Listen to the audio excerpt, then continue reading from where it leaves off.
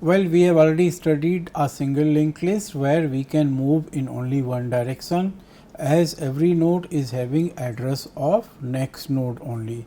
So, what happens, from first node we get address of second node, then we visit second node, from second node we get address of third node, we visit third node, and so on. So, we can move in only one direction. Okay, but there are applications where moving in both directions is required. Suppose some applications like undo and redo, some applications like see, when you have to go to the previous page also, you have to go to the next page also. Okay, in case of, see, if you are working with web pages, so it is required you go to the previous page also, at times you go to the next page also. So, you need to move in both directions, okay, although you are moving only sequentially, because please remember, whenever we are using a linked list, so we always move only sequentially. Okay. So, now there is a need in moving in both directions also. So, what we can do now, we can make a doubly linked list where every node will be having address of next node also and address of previous node also. So, from every node you may go to the next node also and you may go to the previous node also. So, let us assume that every node is having one data field. So, every node will have three fields, one data field, one address of next node and one address of previous node. That is how our doubly linked list will work. Now, let us try to draw a doubly linked list with three nodes. Suppose these are three nodes, and let me assume addresses of these nodes also. This is 2a, this is 4b, and this is 6c, and every node is having three fields. So, is there any node before first node? No. So, its previous field will be pointing to null.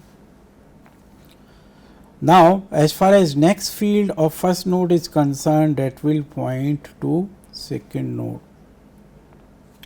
Now, previous field of second node will be pointing to first node. Next field of second node will be pointing to third node. Previous field of third node will be pointing to second node. Now, next field of third node will be pointing to null. Okay, now, if we want to fill addresses, so what will be filled here? So, this will be null because there is no node before first node. Similarly, this also will be null because next field of last node is pointing to null. Now, how about this? This is address of, this is taking me to address of previous node. Address of previous node is 4b. So, 4b will be there. So, what about this? This is taking me to address of next node. Address of next node is 6c. So, I will write here 6c. Now, this will take me to address of first node, which is 2a. This is taking me to address of second node, which is 4b. Okay. It means if I access this field will take me to 4b. 4b means this will take me to address of second node. Similarly, this field will take me to 6c. 6c means address of third node. So, the next field of second node is taking me to third node, and similarly the next field of first node is taking me to second node. Similarly, the previous field of second node is taking me to first node. The previous field of third node is taking me to second node, and previous field of first node is taking me to null, and next field of third node is also taking me to null. Okay, so this is a doubly linked list with three nodes. So, now let us try to develop a logic for making a doubly linked list. Before that, we are taking two pointers. So, let us take two pointers. One is head which is pointing at the start of this linked list, and second pointer is tail, which is pointing at the last node of this linked list, because in this linked list we like to move in both directions. Okay. So, initially when there are no nodes, so both head and tail both will be pointing to null when there are no nodes. Okay. So, initially when there was no node, what we have done, we have created a node. Okay. Suppose a node is created and its address is assigned to P, and address, we have assumed that address of this node is 2A. This is just an assumption. So, we have created our first node. Okay. So, right now the value of tail is equal to null. So, we have created first node. Now, we will check if tail is equal to null. That has happened first time, tail is equal to null. So, we will assign both head and tail, will be assigning a value P. So, both will be pointing here, head and tail both will point to P. So, if this is like this, then head is pointing at P and even tail is also pointing at P. Okay. And some other things will also happen. What are those things? Its previous field will be pointing to null. So, P arrow previous is equal to null, and P arrow next is equal to null. So, first time what has happened, I have created first node, head and tail both are pointing to this node, and whatever I want to store, suppose my number is 100, 100 will be stored here. Now, this node's previous field is pointing to null, this node's next field is pointing to null. So, that has happened first time, because for first time tail was equal to null. Now, let us see what will happen second time. Okay. So, second time I will again create a node, P will be pointing to that node.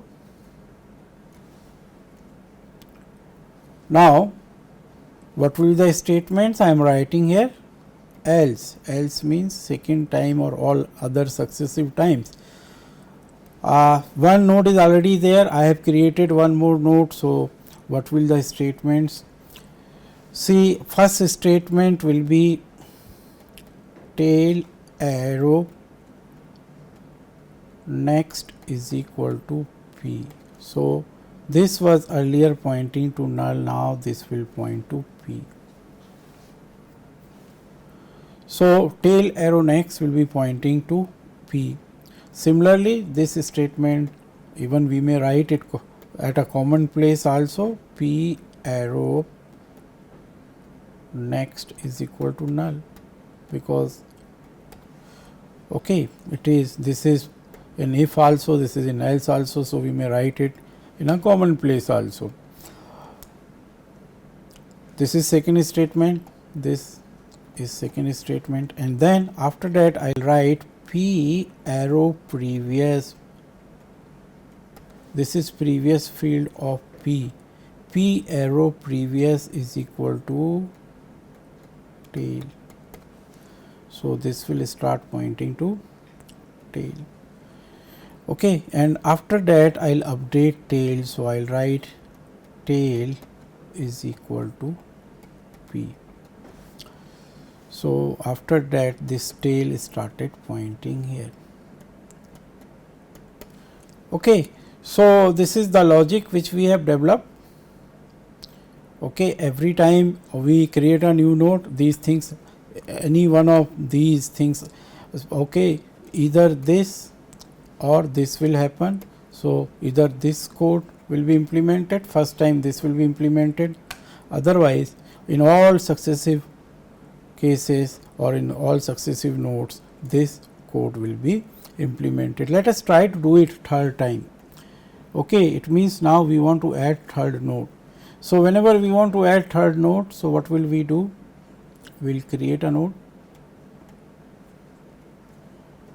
So, now P will be pointing to third node. Now, we will see if tail is equal to null. See, tail is not equal to null, tail is pointing at address of second node. So, let us give these nodes, let us assume some addresses, this is 2A, this is 4B and this is 6C. So, it means tail is not equal to null, tail is equal to address of second node, that is 4B. So, since tail is not equal to null, so this is not going to work. So, I will come down, tail arrow next, this means this, tail arrow next. Now, this will point to P. So, tail arrow next, which was earlier pointing to null, now will point to P. This was first statement. Second is P arrow next is equal to null. This is the common statement. This is equal to null. Third one is P arrow previous. This is will point to where tail is pointing. Tail is pointing to this node. So, this will also point to this node. And after that tail is equal to P. Okay. So, now it is working, it has worked for first node, second node and all other successive nodes. Okay. So, this is our logic for creating a doubly linked list where a new node is always added after the last node. Okay, because we are adding new node towards right hand side, it means new node is always added after the last node. Okay. So, in next video we will write a program for this using double pointers and a function called insert. Right now I have given you logic, so you may just try writing a program for inserting a node in a doubly linked list using double pointers where a new node is always added after the last node. Okay. Thank you.